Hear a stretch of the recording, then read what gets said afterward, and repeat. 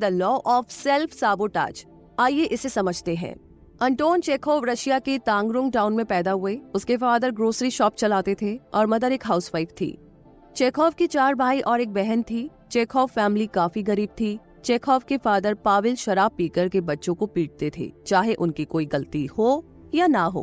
फिर कुछ टाइम के बाद में चेखोव के बड़े भाई काफी बड़े हो गए। अब उन्हें और ज्यादा फादर की मार नहीं खानी थी, इसीलिए वो मॉस्को चले गए।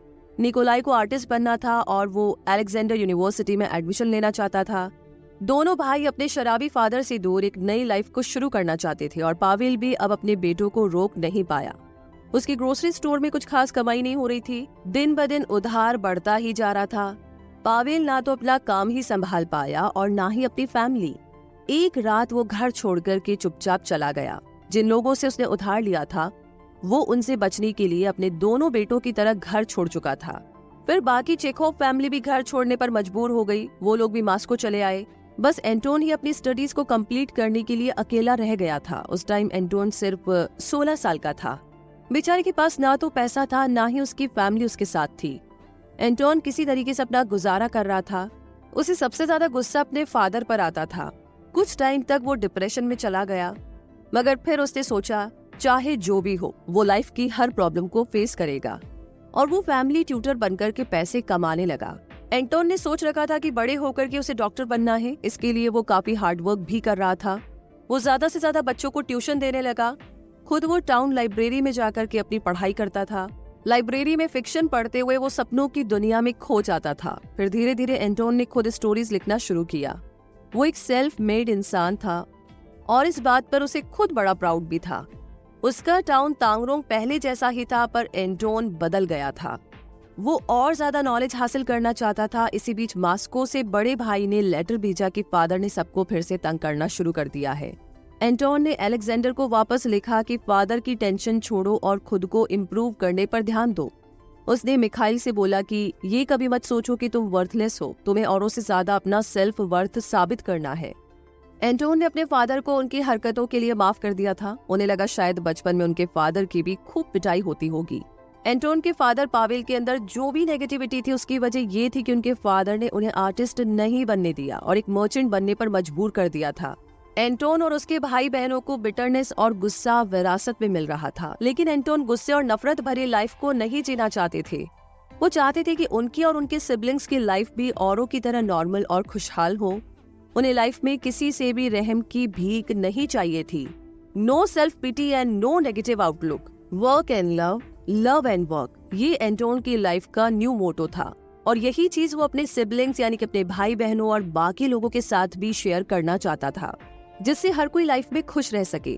अपनी शॉर्ट स्टोरीज और प्लेस के जरिए एंटोन ने वर्क एंड लव का मैसेज दिया। 1879 में एंटोन मेडिसिन की पढ़ाई करने के लिए मॉस्को चले गए और अपनी फैमिली के साथ रहने लगे।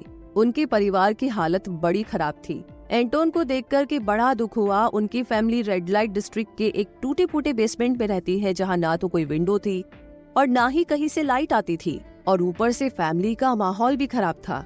उनके फादर छोटी मोटी जॉब्स करते थे और माँ दिन रात घरों के कामों में उलझी रहती थी। फादर को शराब की लत के साथ बाजारू औरतों का भी चस्का था। एंटोन के छोटे भाई बहनों ने स्कूल जाना छोड़ दिया था। अलेक्जेंडर और निकोलाई आर्टिस्ट और राइटर थे, लेकिन उन्हें भी शराब की लत पड़ चुकी थी। एंटोन ने सोच लिया था कि वो अपनी फैमिली को चेंज करके ही रहेंगे। शुरुआत उन्होंने घर की साफ सफाई और बर्तन धोने से की। ये देखकर भाइयों को शर्म आई और वो भी उनकी मदद करने लगे। एंटोन को जो मेडिकल स्कॉलरशिप मिलती थी उसे वो सेव करते थे। अपने छोटे भाई बहनों को दोबारा स्कूल भेजने के लिए उन्होंने काफी मेहनत की। अपने फादर के लिए उन्होंने एक अच्छी जॉब ढूंढी और फैमिली के रहने के लिए एक अपार्टमेंट भी, जो पहली वाली जगह से काफी बेहतर था। फाइनली एंटोन का परिवार अब पहले से बेहतर सिचुएशन में था। एंटोन चेखोव ने एक बार बोला था कि मेडिसिन मेरी वाइफ है और लिटरेचर मेरी मिस्ट्रेस।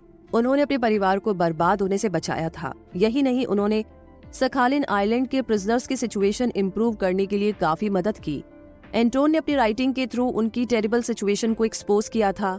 इंसान के अंदर सेल्फ साबोटाज की टेंडेंसी होती है। जब लोग किसी प्रॉब्लम में फंस जाते हैं तो अपनी लाइफ और भी मिजरेबल बना लेते हैं, मगर एंटोन चेखोव इस बात से अग्री नहीं करते थे। उनका मानना था कि इंसान चाहे तो अपने एटीट्यूड से अपने हालात भी बदल सकता है। उनकी लाइफ का एक सिंपल और पावरफुल मोटो था, वर्क एंड लव। एंटोन गरीबी में पले बड़े, फिजिकल अब्यूज से गुजरे, एक होपलेस सिचुएशन में उनका पूरा बचपन बीता था। मगर एंटोन चेखोव एक ऐसे इंसान थे जिन्होंने सब कुछ फेस किया मगर अपना मोराल कभी भी डाउन नहीं होने दिया। और एक ब्रेव इंसान वही होता है जो मुश्किल से मुश्किल हालात में भी खुद को टूटने ना दे। एंटोन के इसी राइट एटीट्यूड ने ना सिर्फ उनकी बल्कि दूसरों की जिंदगी को भी बेहतर बना दिया था। अपनी डेस्टिनी के लिए कभी अपने हालात को ब्लेम ना करें। आपके आसपास चाहे कितने भी नेगेटिव लोग रहते हो, आप खुद कभी भी नीचे मत गिरो। चॉइस आपके हाथ में है, ये आपकी लाइफ है, इसे चाहे जैसा बना लो। तो एंटोन चेखोव की इस स्टोरी से हम काफी कुछ सीख सकते हैं और अपनी लाइफ को एक राइट डायरेक्शन दे सकते हैं।